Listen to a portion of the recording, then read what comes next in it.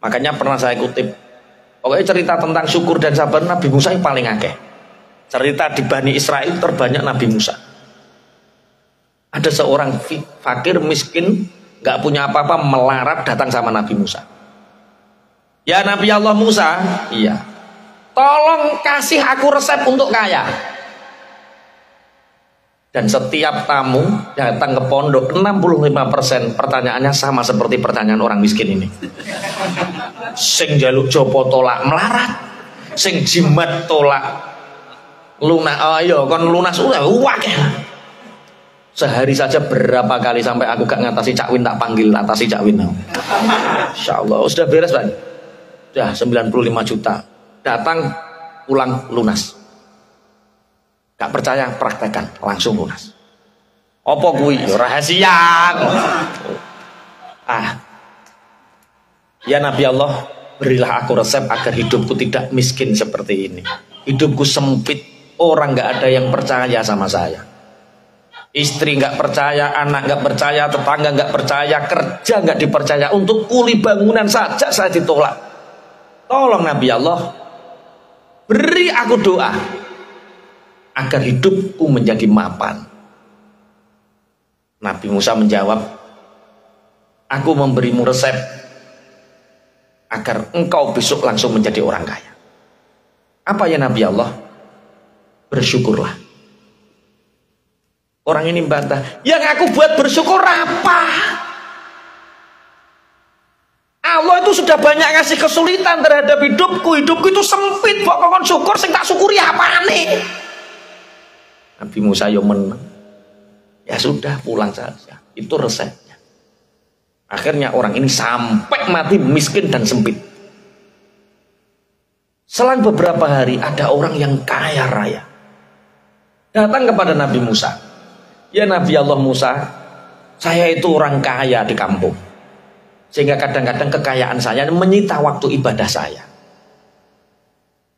Nah terus doakan sama Allah agar rizkiku dikurangi saja, sehingga aku bisa fokus untuk menyembah dan berbakti kepada Allah. Apa jawab Nabi Musa? Tinggalkan syukur. Besok panggil pelacur misalkan, buat minum-minuman keras, tinggalkan syukur, maka kamu akan jatuh miskin.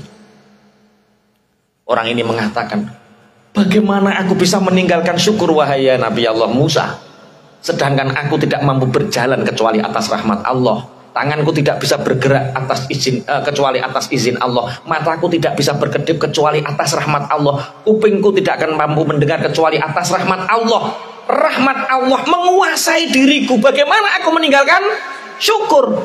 Walaupun engkau mau memerintahkan itu, aku tidak akan pernah meninggalkan syukurku. Aku akan selalu bersyukur kepada Allah. Walaupun aku tidak mempunyai apapun, aku akan selalu bersyukur. Oh ternyata mudah. Resep kaya itu apa? Syukur. Orang yang hidupnya sampai hari ini sempit, itu karena dia meninggalkan syukur. Wes roh tolak melarat roh ya.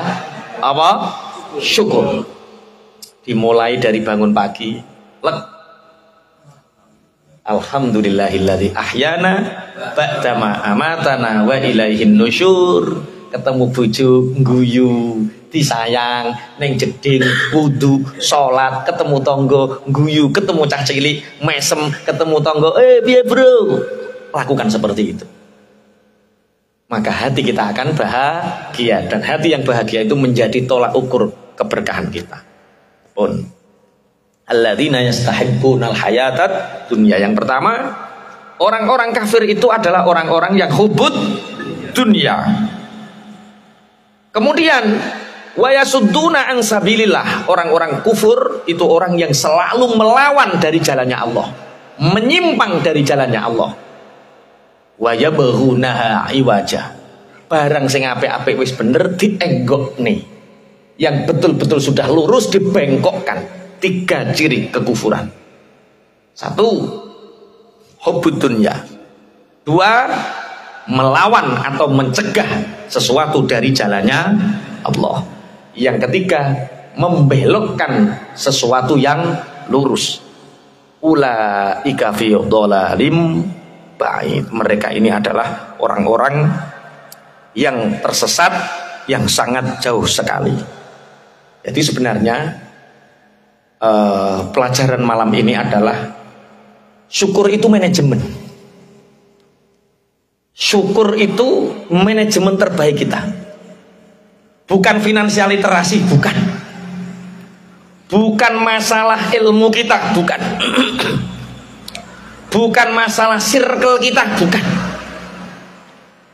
Yang bisa mempelajari finansial literasi, yang punya circle kebaikan, yang punya ilmu banyak, itu orang yang memanajemen syukurnya. Punya waktu luang dia belajar mendapatkan ilmu. Dia mengetahui kelemahannya. Karena dia mengetahui kelemahannya, dia belajar finansial literasi. Jadi ternyata semua ukuran manajemen kita itu bermula dari apa? Syukur. Dari mana kita bisa memanajemen syukur itu? Karena kita tahu bahwa semua rencana Allah itu pasti yang terbaik. Semua rencana Allah itu pasti yang terbaik, bukan rencana kita. Cuma kadang-kadang Allah tidak memperlihatkan rencana yang terbaik itu. Allah tutupi, iradah kudrohnya itu ditutupi dengan sesuatu yang kita benci. Sehingga kita menginginkan keinginan kita, rencana kita ingin di-ACC sama Allah. Padahal bukan, yang terbaik adalah rencana Allah. Pernah tau sama tak cerita nih tentang teman saya. Dia itu lulusan aliyah di pondok pesantren bapaknya sendiri. Cuma dia ingin kuliah di salah satu universitas terbaik di Surabaya. Tapi untuk daftar ke sana itu harus daftar ulang. Sudah beasiswa, tapi daftar ulangnya 14 juta. 14 juta. Sedangkan kiai ini kiai zuhud. Anaknya matur, "Bah, 14 juta tolong bayari, bah. Saya ingin kuliah di Surabaya. Universitas ini universitas terbaik. Saya sudah berusaha beasiswa, bah." "Ya nak, enggak apa-apa. Bapak mendukung. Wong kamu sudah lulus aliyah. Cuma Bapak tidak ingin ngoyo, nak. Bapak punyanya hanya ada saat itu Astrea Grand tahun 97. Astrea Grand tahun 97 saat itu dijual hanya laku 7 juta. Kita minta sama Allah, nak, masih kurang 7 juta lagi. Bu, ayo kita doa. Pak, bah, rasa dungo itu, bah. Sampai ndang melok BRI rak beres lah. Duit BPKB ini serah ke, nanti kita dapat, Pak, 7 juta. Enggak, Bu, saya enggak ingin mengotori di sisa-sisa umur saya, anak-anak saya, dan sampeyan terkotori oleh sesuatu yang syubhat apalagi haram. Sudah, ini besok tak jual. Ada yang nawar 7 juta. Ya terus yang 7 juta kita minta sama Allah. Ayolah sholat bareng, Pak. Suami, istri, anak sholat. Ya Allah, anak saya itu ya Allah diterima di salah satu universitas terbaik di Surabaya. Cuma daftar ulangnya itu 14 juta. Nah besok Astria saya ini laku 7 juta. Kurang 7 juta ya Allah. Niku urusanin jenengan ya Allah 7 juta. Gusti Allah nek roh kawula niki sumpah. Orang yang manja, minta sama Allah itu dicintai Allah. Doa umukhul ibadah. Warung besok paginya, Pak, katanya kemarin nawar uang Astria saya 7 juta. Iya Pak Kiai. Lah ini tak kasihkan 7 juta. Lan jenengan kulontosi Pak Kiai sudah 5 hari tak enti-enti, nggak kesini-kesini. Saya sudah beli. Nah terus, ya nggak jadi Pak Kiai, pangapunten. Tapi ada orang yang cari lagi, tapi nggak berani 7 juta Pak Kiai. Ya terus, beraninya hanya 6 juta. Itu rumahnya di belakang pasar. Yuk, saya tak matur istri saya dulu. Iya Pak, situ dituku 7 juta. Gak Bu, mudun. Wonge iku wis kadung tuku liyane. Lah terus piye, Pak? Aku tak ndonga dhisik, Bu. Ya Allah, kemarin 7 juta bagian panjenengan ya Allah. Sakniki 8 ya Allah. 8.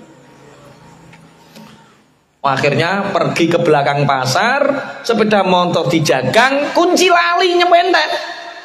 Melaku golek wong sing pengen tuku. Katanya siapa yang mau beli Astria saya? Siapa yang mau beli Astria saya? Oh saya Pak Yai. Ayo lihat motornya. Ternyata motornya hilang. Masya Allah. Pulang kelenyer ditakoi istrinya. Bagaimana Pak sudah laku? Alhamdulillah Bu laku. Sing nuku sapa? Gusti Allah.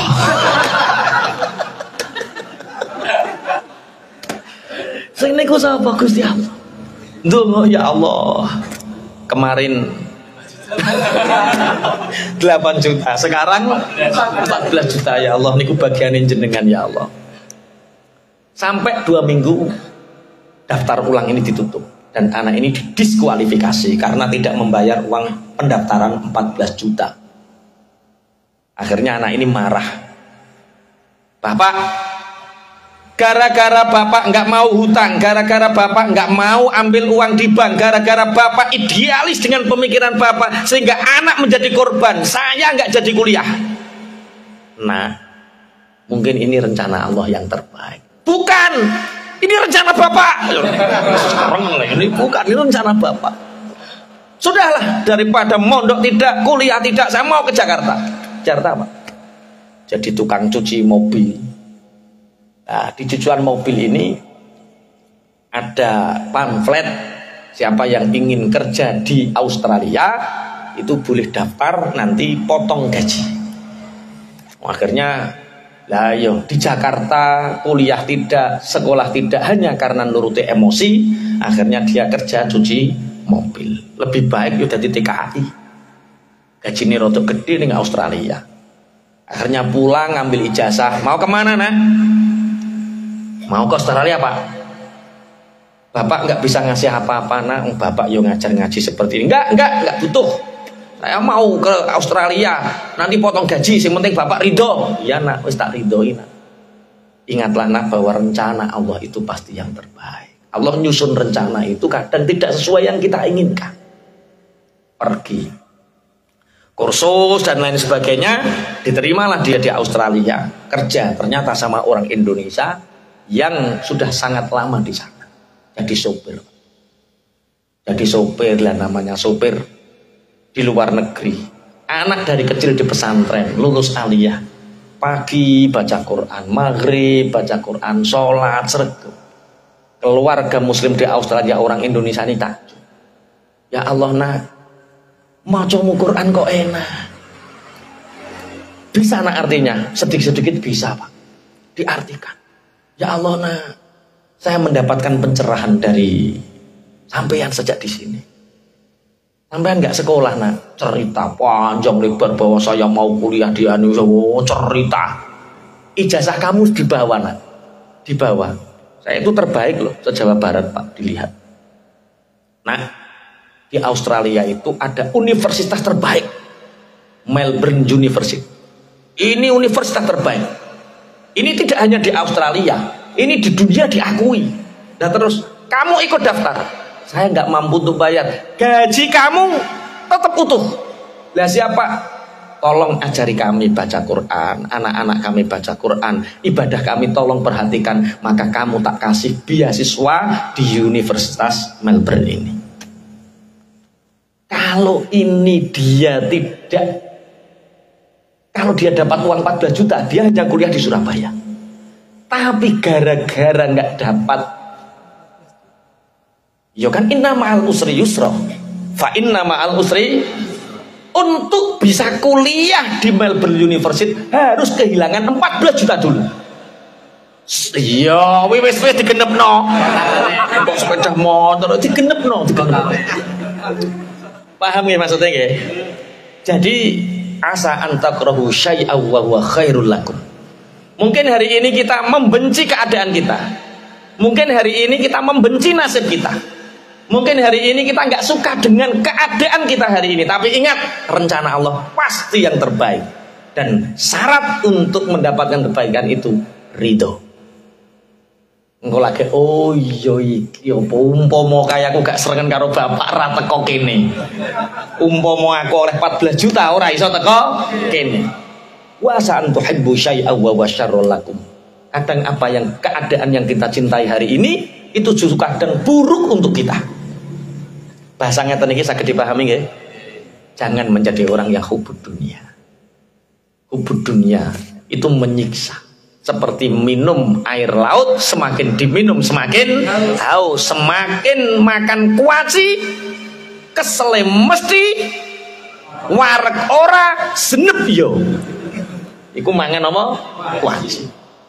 Allahilladzi lahu ma fis samawati wa ma fil ardh wa wailul lil kafirina min adzabin syadid. Dan celaka bagi orang-orang kafir. Celaka mereka bagi orang-orang kafir. Mereka akan mendapatkan siksa yang sangat pedih. Siapakah orang-orang kafir itu? Alladzina yastahibbunal hayatad dunya. Orang-orang kafir, orang-orang yang celaka adalah orang-orang yang mencintai kehidupan dunia. Dunia itu dari kata dana. Dana itu artinya parek. Kemudian isim tafdhili dana itu adna, berarti kehidupan yang lebih dekat, luwih parek. Sedelok. Dana itu sebentar. Kalau adna itu sangat sebentar. Berarti dunia itu tempat yang sangat sebentar. Alladzina yastahibbunal hayatad dunya, orang-orang yang mencintai kehidupan yang sangat sebentar. Itu orang-orang kafir. Alal akhirah, lebih mencintai dunia mengalahkan akhirat. Cara kita sering menyebut hubud dunia. Hubud dunia itu penyakit hati. Bukan penyakit zahir, bukan penyakit fisik. Kalau penyakit hati, ini tidak berkaitan dengan zahir. Bisa jadi orang kaya, dia qanaah. Bisa jadi orang miskin, hubud dunia. Karena hubud dunia ini penyakit hati, bukan penyakit zahir. Ada satu kisah yang sangat menarik diceritakan oleh Syekh Abil Hasan Ali Asyadzili. Beliau adalah ulama yang sangat kaya raya, santrinya 6.000. Dan itu biaya makan ditanggung semua. 6.000. Biaya makan ditanggung untuk sedekahnya, tapi untuk keperluan yang lain anak tetap bayar sebagai jariah orang tuanya. Kita bisa membayangkan orang santrinya 6.000, biaya makan ditanggung semua sebagai sedekahnya, sedangkan keperluan sabun, kitab dan yang lain jajan ditanggung oleh orang tuanya untuk sedekah orang tua terhadap anaknya. Iki kira-kira Syekh Abil Hasan Asyadzili iki sugih apa ora? Sangat kaya. Oh, ada loh orang punya anak hanya 2. Kerja itu sholat tidak, sedekah tidak, katanya kurang terus, padahal anaknya 2 loh. Ini 6.000. Pondok kita baru berapa Pak Prah? Yang kita biayai 20, 17 tambah 10 berapa? 27. Kita baru 27. Kita itu ya kita bersama, mbok sampean melu mbok ora ya ora ngerti aku ya pokoknya ya. 27. 27 itu kalau 1 juta sudah 27 juta 1 bulan. Itu banyak orang anggap kita kaya. Ini 6.000. Kira-kira Abul Hasan Asyadzili ini kaya atau miskin? 6.000 kalau sekarang mondok 1 juta berarti berapa? 1 bulan loh itu. 6M 1 bulan. Di Bojonegoro ada seperti Syekh Hasan Abi Asyadzili ini. Loh. Sebentar lagi ada. Amin, amin, amin, amin. Sebentar lagi ada. Nah itu ada, jadi Syekh Abil Hasan Asyadzili ini itu beliau kelahiran Tunisia, kemudian hijrah di Mesir, kemudian bertempat tinggal di Mesir. Abu Hasan Asyadzili ini. Kemudian ada temannya dari Tunisia itu ngirim santri. Temannya ini pangapunten, dia kiai zuhud biasa. Tolong nak, sampan pergilah ke Mesir, Dulu ada orang kelahiran kelahiran Tunisia menjadi ulama masyhur namanya Abul Hasan Asyadzili. Pergilah ke sana, minta petunjuk, ngaji beberapa waktu di sana, kemudian pulang lagi ke sini. Cara saiki ngono apa nek ngarani? Dikirim, dipaket ngono. Biasa kiai seperti itu. Pergilah ke sana.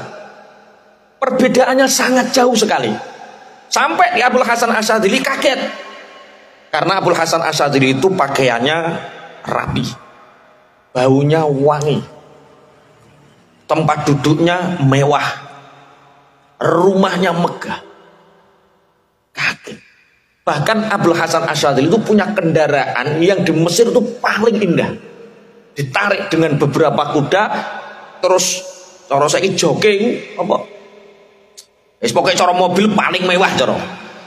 Cara saiki apa ning kene? Yo ora model sport ngono ki yo ora to. Kuwi ora awakmu mikir kebutuhan pribadi ya. Yo sing gedhe kanggo umat ngono lho, meluaskan niat.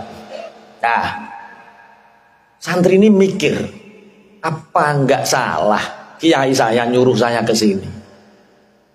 Apa kiai saya enggak salah suruh ngaji sama orang yang hubud dunya?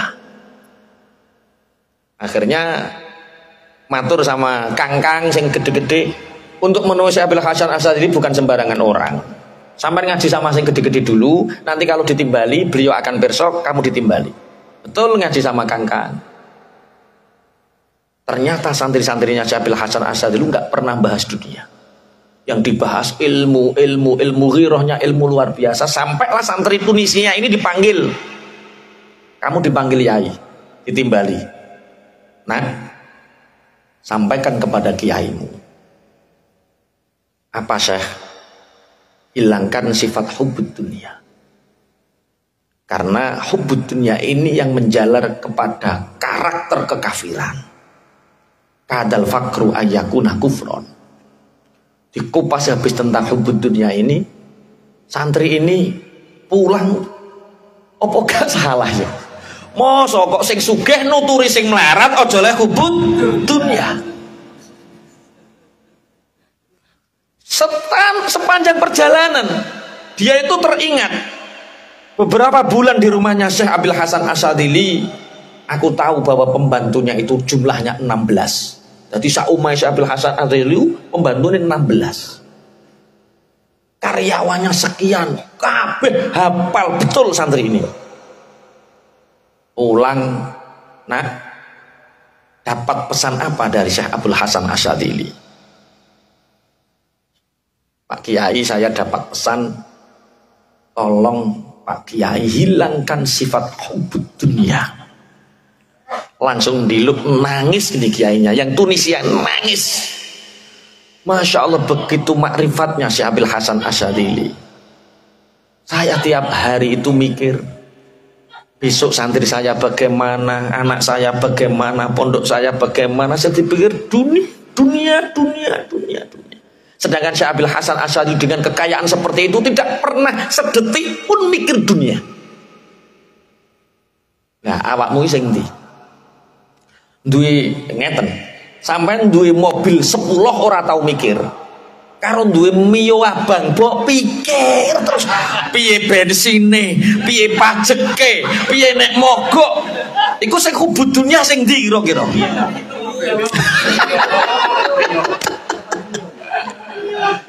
Jadi hubud dunia itu penyakit hati, bukan penyakit fisik. Bisa jadi yang hubud dunia orang kaya, bisa jadi orang miskin juga punya penyakit hubud dunia. Kalau kita punya dunia, ya simpan, tapi jangan di hati.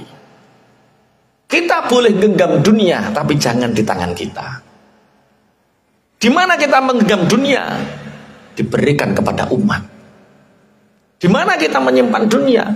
Yo kayak neng rekening wakaf atau rekeningnya dewis, pokoknya hati ini clear, tidak ada unek-unek tentang dunia. Karena penyakit hubud dunia ini penyakit yang menghinggapi orang-orang kafir.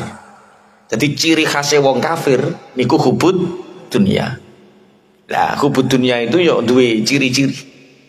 duwe tanda-tanda. Coba digerayangi atine dhewe. Engko nek 6 tanda ini ono berarti kowe hubud dunya. Kok wis grogi ngene modele.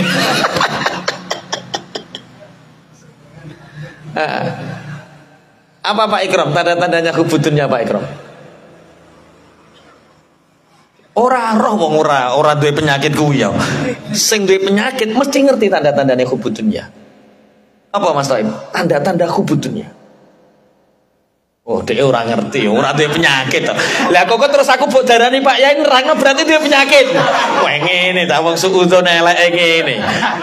Iya, dia nggak bisa jawab karena nggak punya penyakit itu. Terus darani aku sing nerangno. Oh, iso nerangno tanda-tanda hubud dunya berarti aku sing duwe penyakit. Wah, kuali. Hubud dunya itu penyakit hubud dunya itu ciri-ciri khasnya satu. Dunia itu menjadi tujuan. Dunia itu menjadi tujuan. Kerja, ibadah atau untuk dapat uang. Wah ini sing kerja, ini sing ibadah. Sampeyan nyambut gawe, omah, terus ngeng kantor, wi golek gaji apa golek ganjaran?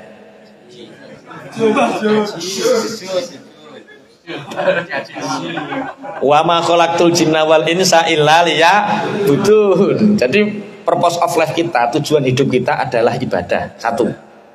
Dunia itu kamu cari nggak kamu cari, kamu dikasih.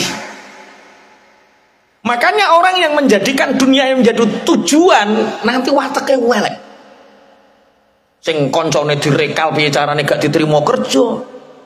Sing koncone difitnah supaya dipecat. Itu Masya Allah. Jangan jadikan dunia itu menjadi tujuan. Jadi dunia itu hanya wasilah. Dunia ini, pangapunten. Sekarang kita hidup di sini ini. Ini dunia atau akhirat hari ini?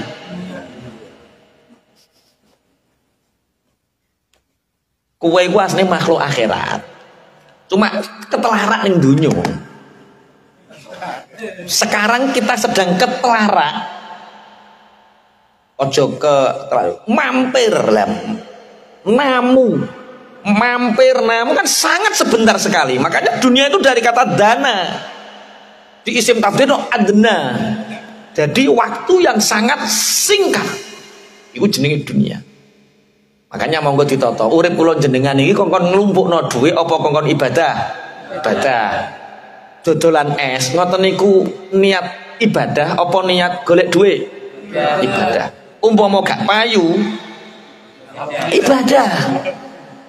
Umpama payu ibadah. Kita itu kalau tujuan dunia lelah kita itu. Karena dunia itu nggak ada akhirnya, nggak ada ujungnya. Sampean mencari dunia iku padha karo mangan kuaci. Kok krepesi ya roh cangkemmu kesel. Kakean weteng kembung. Mangan kuaci. Itu dunia. Biar Mas.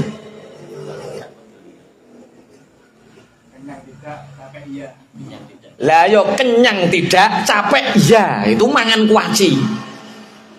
Jadi sampai nek kuwesel nyambut gawe, golek donya, pasti niatnya salah.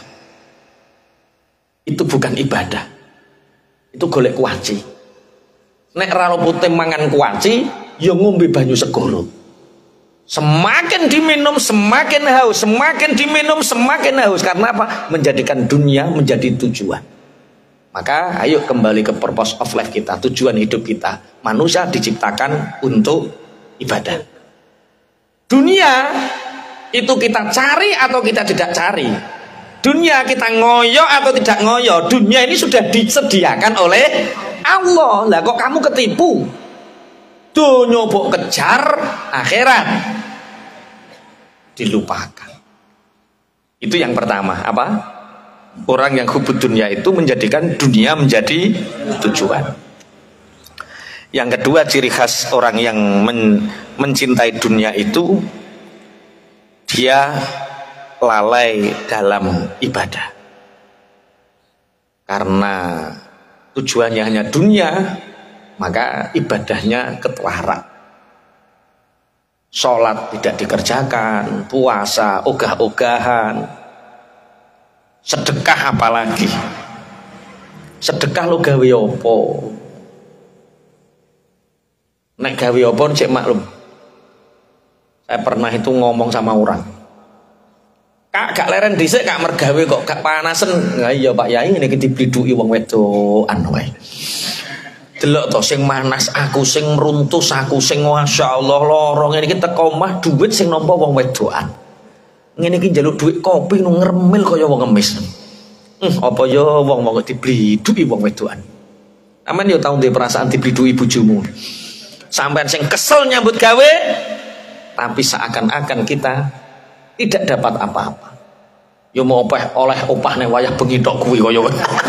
Yo ora sumbut lho, umpama kuwi mbok gawe opah ora sumbut tenan. Tapi kalau niat kita ibadah, bismillah tawakkalna 'alallah, ya Allah, bersama ya Allah, aku berserah diri kepadamu untuk bekerja ini sebagai niat ibadah untukmu. Masuk panas, keringetan, setiap tetes keringat mengalir, tasbih, ibadah, duit karo bojo dientekke ibadah, anak digedhekke ibadah. Jadi wong sing niate ibadah kok weseli ora krasa. Strong terus pokok. Cak Win, gak duwe kesel gladiator. Ayam gladiator. Nah, orang yang seperti lo, wong gak duwe kesel. Wong gak duwe kesel ki yo loro. Ana sing kalane niate ibadah, ana sing kedonyan tenan. Jadi nek muni gladiator hati-hati. Ada yang gladiator itu yo kedonyan tenan. Pun satu tujuannya dunia bukan akhirat. Yang kedua lalai dalam melakukan ibadah. Tiga, mengumpulkan dunia, mengumpulkan harta dengan segala cara. Gak peduli halal, haram. Gak peduli surga, neraka. Sing penting oleh. Dan ini kadang-kadang circle pergaulan ini menentukan. Sing penting oleh. Ketika diingatkan kak, bukankah transaksi seperti itu diharamkan sesuai syariat? Golek sing haram ya angel kok pokoknya halal. Jadi kita kerja pangapunten tidak sekedar sedikit banyak yang kita dapatkan. Kita kerja ini halal haram. Kita kerja ini surga neraka. Ini taruhan kita. Kalau kita muamalah kita, transaksi kita, oh ini halal tak lakukan, ini haram tak tinggalkan, oh berarti Anda sudah sedikit menghilangkan hubub dunia. Bisnis tidak hanya berbicara tentang sedikit banyak untung rugi, tapi bisnis berbicara tentang halal haram, surga dan neraka. Wes, sing nomor 4 medit. Wes. Iya, apa bahasa Indonesia? Kikir, pelit. Ketika ini ditanyakan kepada setiap orang, apakah kamu pelit? Semua akan menjawab perasaku, aku ya luman. Mulane iki rasa tak bahas perkara sing ning kene iki mesti luman kabeh.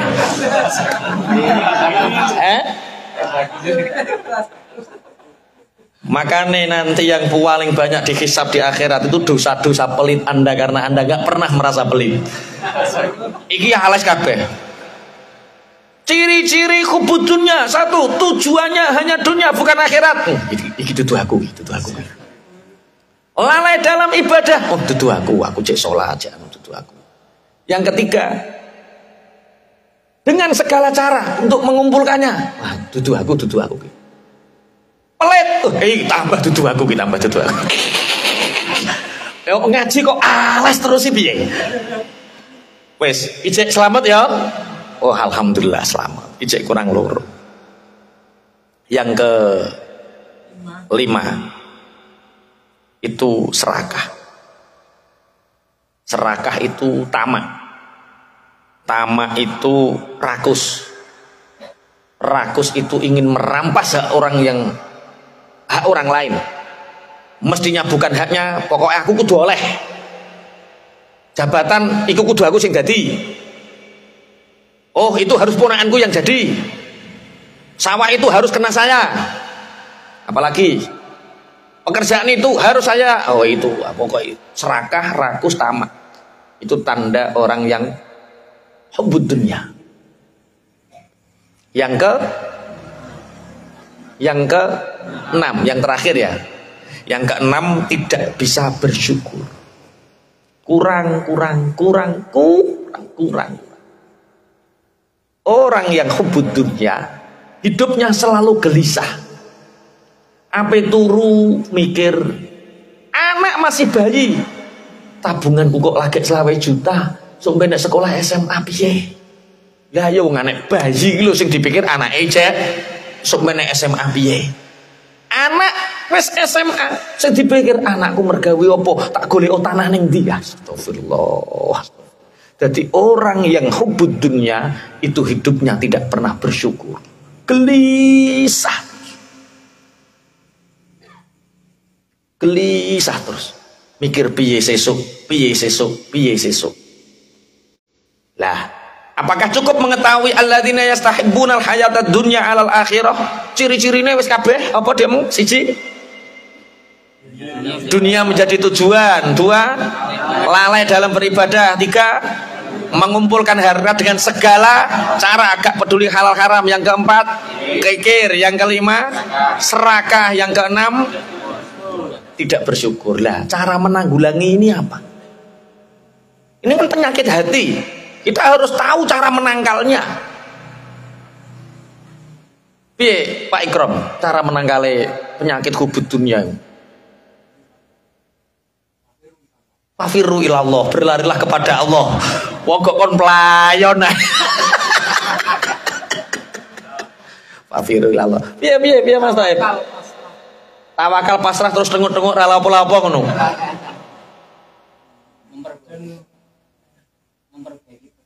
Memperbaiki pergaulan. Jadi yang jelas yo ditarik mafhum mukhalafah tuh. Untuk menanggulangi kita tidak hubbud dunya, 1, jadikan akhirat sebagai tujuan. Kalau akhirat sebagai tujuan, wong urip iku adem. Ning alam dunya paling sedelok dik ya wis dilakoni wae. Adem. Mas piye Mas, dunya kok tambah angel penggawean? Sabar dik, dunya iku ora suwe. Umpama awake lho sak loro-lorone urip paling ya sedelok, ora suwe. Jadikan akhirat sebagai tujuan. Yang kedua, ingatlah kematian. Hubbud dunya ini akan habis, akan kalah kalau orang ini seneng iling-iling mati. Wong kae lho winginane iku sehat walafiat, lah kok hidup-hidup mati.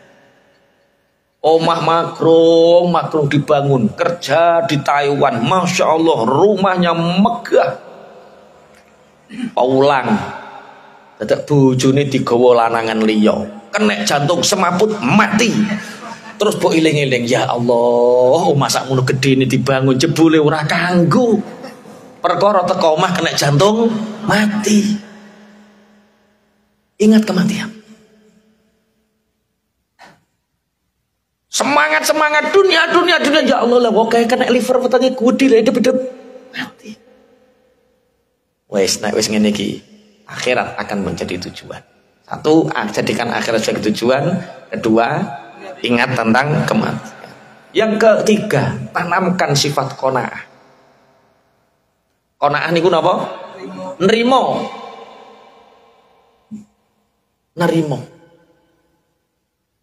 Qanaah niku sifat nerimo.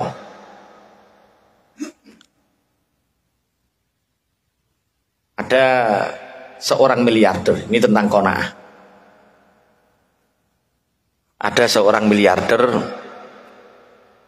dia pemborong properti. Ini kisah nyata, ya teman-teman yang cerita. Jadi tanah sana dibeli, tanah sana dibeli, tanah sana dibeli, tanah sana dibeli, tanah sana dibeli, tanah sana dibeli. Ini akan digadakan proyek yang proyek ini menghabiskan sekian triliun. Tapi ada satu gubuk yang belum terbeli di panggo ini tengah tok. Miliarder ki bendino tau piye carane ki kena ketuku. Anak buah disuruh tekan dia, tidak. Rumah ini adalah rumah kenangan antara aku dengan istriku. Aku ingin mati di sini dan aku ingin dikubur di sini. Gak mungkin tak jual. Ditekan, gak bisa. Lah miliarder iki bengi ra iso turu. Mikir lah yo proyek sakmene ambane sebegitu luasnya hanya terkendala masalah satu rumah dan satu pekarangan saja. Cara gue pemandangan saru. Gak pantas. Akhirnya tiap hari anak buahnya dimarahi. Tugas gak bisa diselesaikan. Masa hanya beli itu. Uangnya banyak. Tiap hari marah-marah. Karena apa? Ingat tanah ini belum terbeli. Akhirnya ya sudah, biar saya sendiri yang datang. Waktu duha miliarder ini datang. Sebelum dia mengetuk pintu, ternyata miliarder ini mendengar orang yang di dalam rumah ini sedang sholat duha, kemudian berdoa.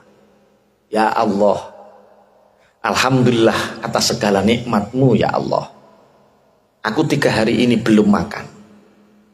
Tapi aku tidak akan memakan barang yang haram. Dalam laparku, aku akan selalu bersyukur kepadamu. Si miliarder ki bingung. Kuwi ora mangan 3 dino.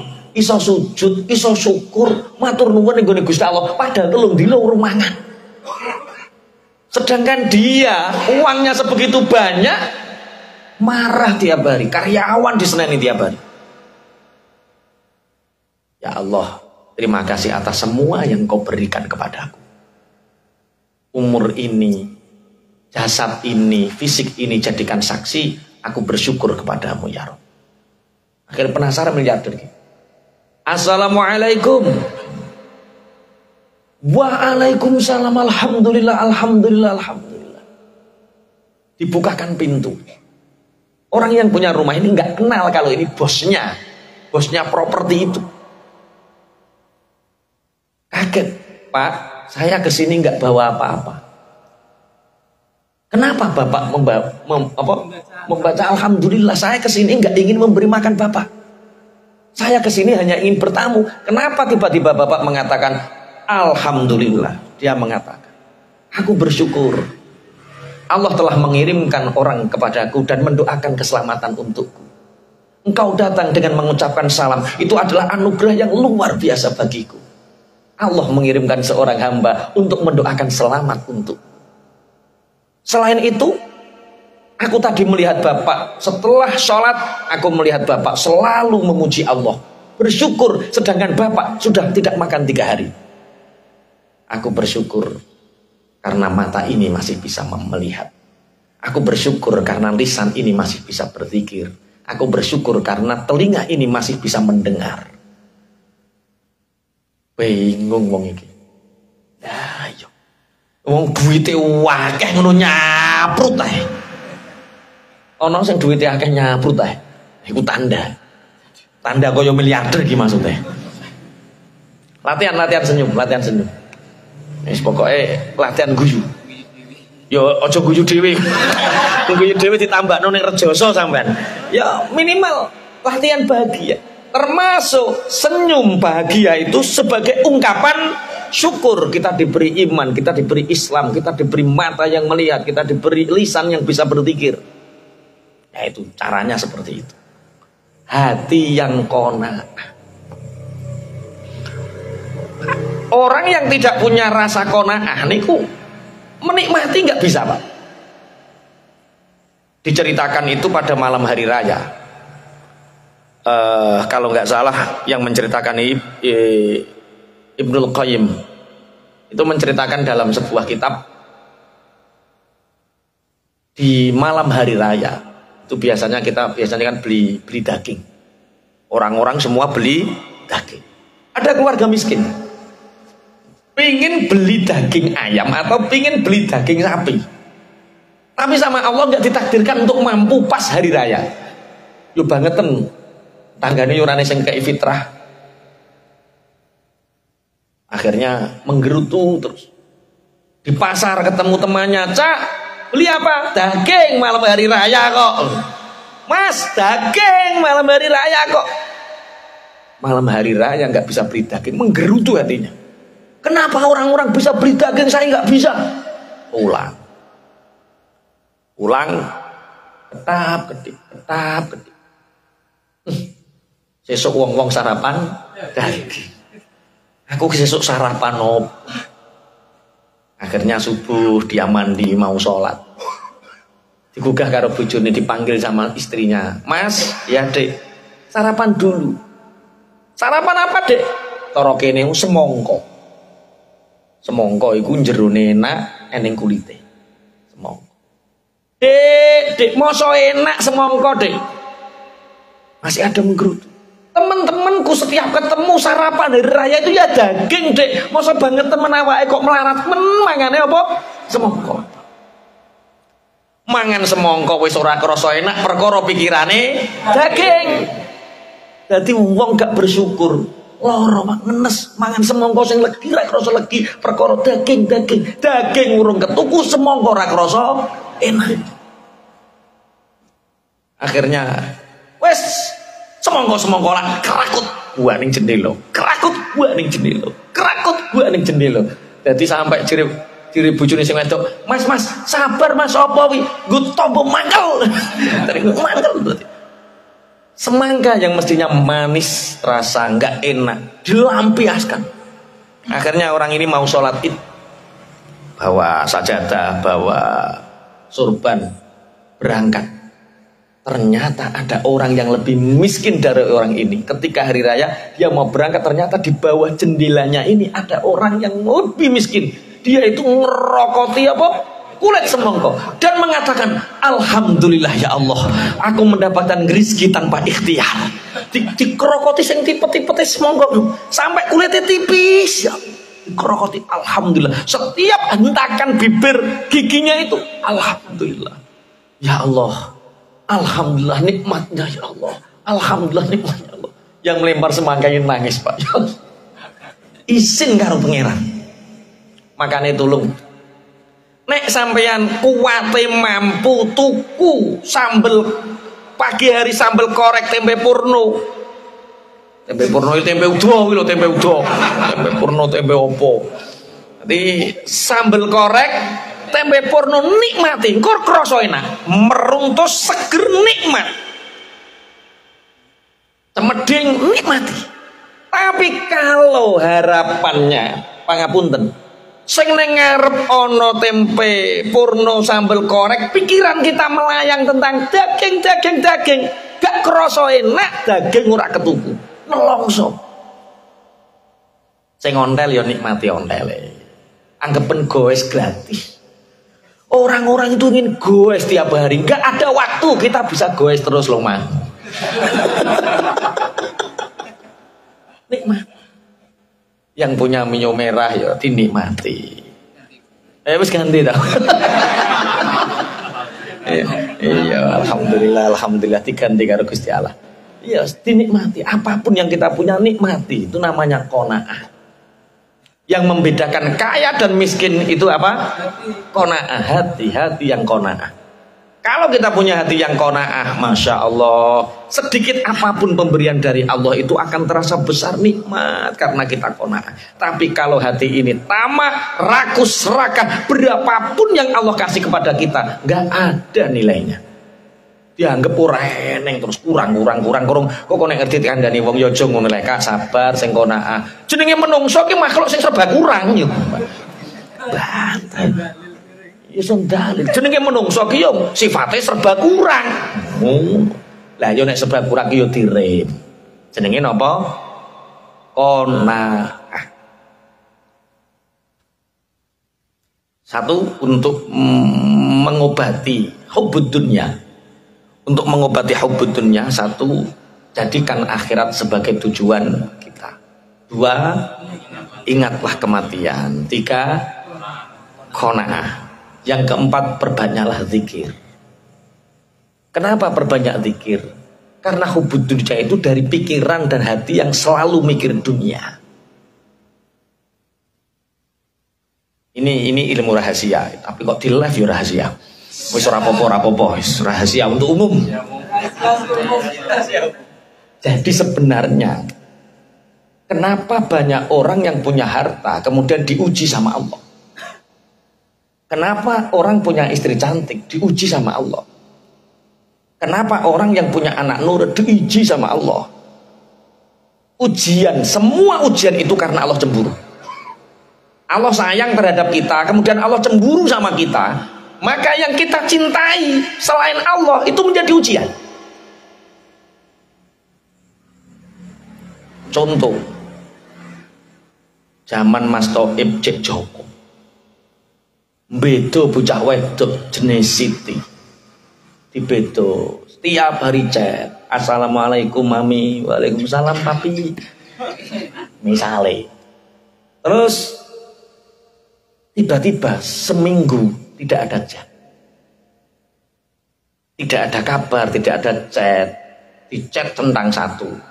Perasaan Mas Toib bagaimana? Berarti gak tahu pacaran. Contohnya sing liya ae, sapa sing Cak Hari mending pinter Cak Hari. Piye Cak? Umpama Cak. Gelisah merana, masya Allah, pikiran kemana mana, ini sudah gak cintai dan lain sebagainya. Itulah dunia. Allah itu cemburu. Lah yo inomen kok iling-iling makhluk, nyebut-nyebut makhluk lali karo aku. Akhirnya diuji sama Allah. Mbah sing dicintai penyakitan, terus ra iso ana, utawa diuji dengan pokoknya apa yang kita cintai, apa yang kita sering sebut sehingga membuat Allah cemburu, itu akan menjadi ujian kita. Makanya zikir ini salah satu cara agar kita memotong tali hubud dunia itu. Makanya pernah sampai tak ceritani, ada suami istri datang kepada Nabi Musa. Karena zaman itu suami istri ini sudah bekerja berpeluh-peluh tapi enggak ada hasil. Sehingga dirasakan sulit, Bapak kita ini punya Rasul, Bapak kita ini punya Nabi, Bapak. Kenapa kita enggak minta doa agar hidup kita dimudahkan? Ya sudah Ibu, besok saya tak sowan Nabi Musa. Nabi Musa, saya adalah orang yang beriman kepada Allah dan saya adalah orang yang beriman kepadamu wahai Rasulullah.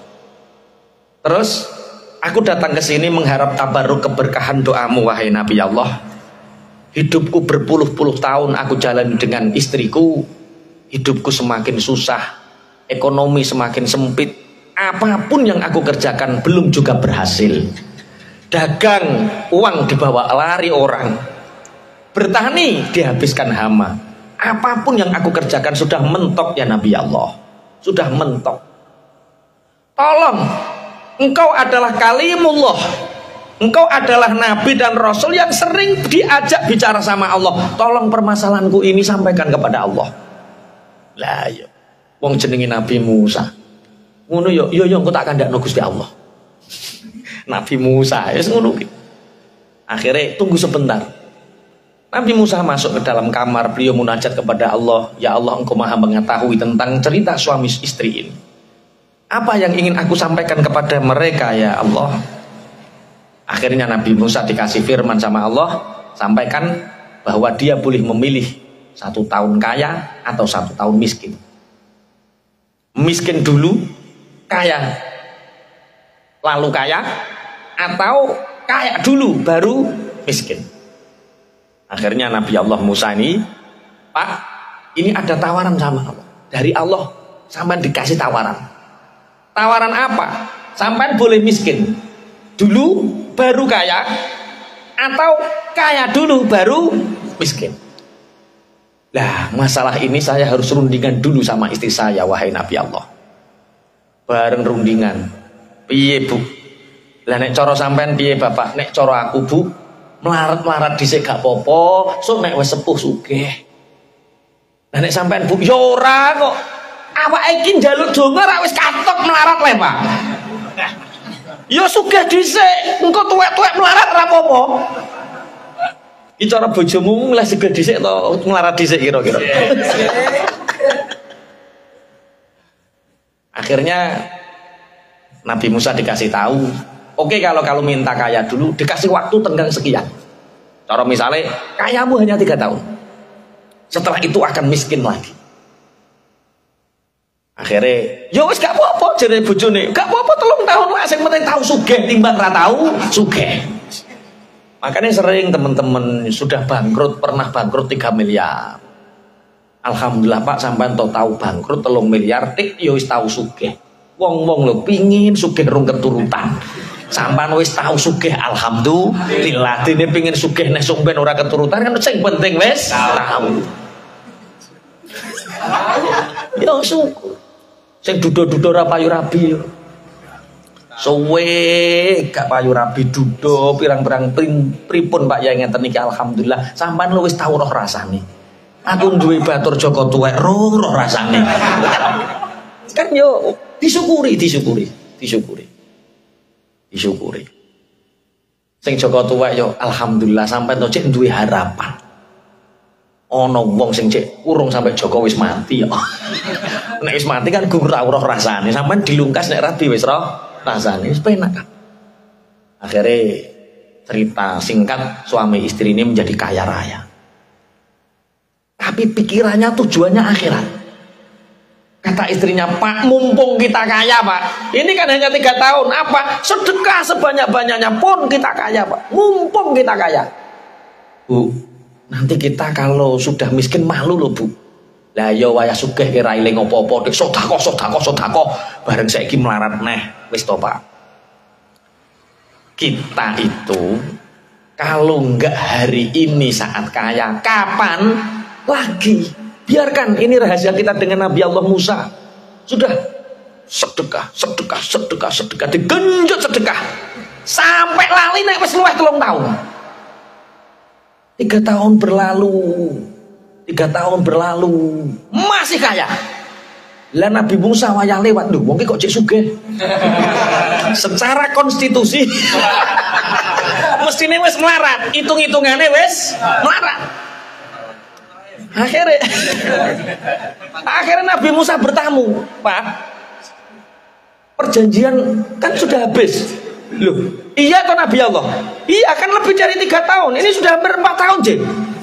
Saya lupa Nabi Musa. Lah, sampean kandakno Allah toh? Sampean kandakno Allah. Iki mungkin jadi Nabi Musa, Gusti Allah ora mungkin lali. Tapi buktinya sudah 3 tahun lebih. Akhirnya Nabiullah Musa niki sholat munajat, ya Allah, dulu aku memohonkan orang suami istri untuk menjadi kaya dulu baru miskin. Nah ini sudah melebihi perjanjian jenengan. Lah kok tasik sugih terus ki piye? Ciri Gusti Allah, hei Nabi Musa, kamu tahu siapa yang paling dermawan? Yang paling dermawan as-sakhiyu, yaitu aku. Ketika orang yang baru kaya ini, yang ditempokan 3 tahun ini banyak berderma, banyak bersedekah, aku malu dengan sifat kedermawananku. Hanya membatasi orang seperti itu 3 tahun. Selama dia masih mau berderma, maka aku tidak akan pernah mencabut sifat dermawanku sampai mati sugih. Wes milih melarat dhisik terus sugih apa sugih dhisik? Wah, iki wis roh kuncine gitu. Iya. Wong Gusti Allah kok dikei konstitusi piye? Itu hanya ujian. Jadi 1, jadikan akhirat sebagai tujuan. 2, ingatlah kematian. 3, qanaah. 4, banyak-banyaklah berzikir.